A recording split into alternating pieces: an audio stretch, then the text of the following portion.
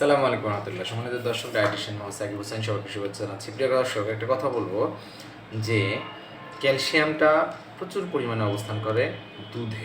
তাহলে এই দুধ, পর্যাপ্ত পরিমাণে দুধ বা স্বাভাবিকের চেয়ে অতিরিক্ত পরিমাণে দুধ খেলে কি কিডনিতে পাথর হওয়ার সম্ভাবনা থাকে? প্রশ্নটা কিন্তু অযৌক্তিক না।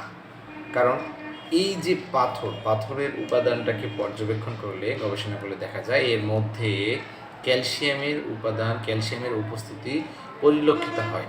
কিন্তু আধুনিক গবেষণা, মেডিকেল সায়েন্স প্রমাণ করেছে যে যে একজন ব্যক্তি যে কিনা স্বাভাবিক মাত্রার চেয়ে কম পরিমাণে ক্যালসিয়াম সেবন করেন, তার আর যিনি পর্যাপ্ত পরিমাণ, যতটুকু দরকার ঠিক সে পরিমাণ ক্যালসিয়াম গ্রহণ করেন, এই দুইজন ব্যক্তির মধ্যে স্বাভাবিক মাত্রায় বা পর্যাপ্ত পরিমাণ যিনি ক্যালসিয়াম গ্রহণ করেন, তার কিডনি রোগে, কিডনিতে পাথর হওয়ার এই আশঙ্কাটা 1/3 অর্থাৎ 1/3। তাতে কি দাঁড়ালো যে ক্যালসিয়াম আমরা যে স্বাভাবিক মাত্রায়, এই স্বাভাবিক মাত্রায় যদি আমরা গ্রহণ করি তাহলে আমাদের এই আশঙ্কাটা থাকে না। এটা লোক কথায় প্রচলিত। তো উচ্চ ক্যালসিয়ামযুক্ত খাবার গ্রহণের কারণে শরীর থেকে একটা অক্সালেট বের হয়।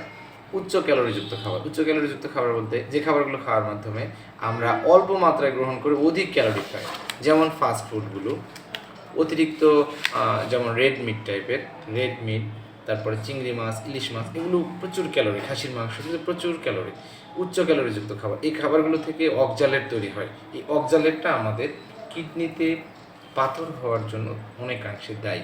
তো সেক্ষেত্রে খাবার গ্রহণের জন্য অবশ্যই টার্গেট থাকবে যে আমাদের যেন ঠিক নির্ধারিত মাত্রায় খাবার প্রতিদিন গ্রহণ করা হয়। অতিরিক্ত ক্যালোরি সেবন করার মাধ্যমে আমরা বিভিন্ন রকম রোগে আক্রান্ত হওয়ার একটা আশঙ্কা থাকে। ধন্যবাদ। আসসালামু আলাইকুম।